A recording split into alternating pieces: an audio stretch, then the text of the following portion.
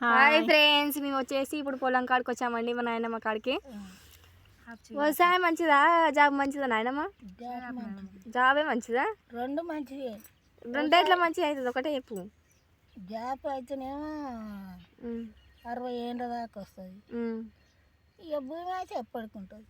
మరి ఇప్పుడు ఏది బెటర్ అంటావు? మరి జాబే మంచిది. వ్యవసాయం కూడా చేస్తుంది. కన్నా బాధలు పడాలంటావు. చిన్నప్పటి నుంచి కన్నా బాధలు పడ్డావా నువ్వు? పడ్డా.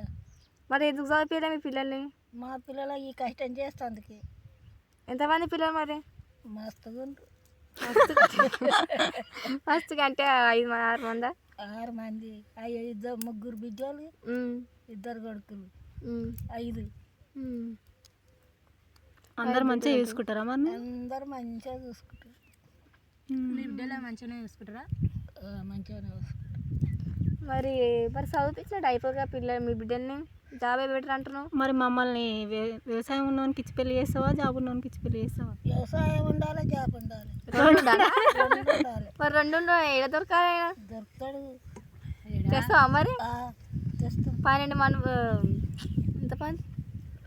12 ఇద్దరికే తెస్తా. ఇద్దరికే తెస్తావా? మరి కట్నం ఎంత ఏడ ఇస్తావే? దొరకాలి? కోటి. కోటి ఇస్తావానే?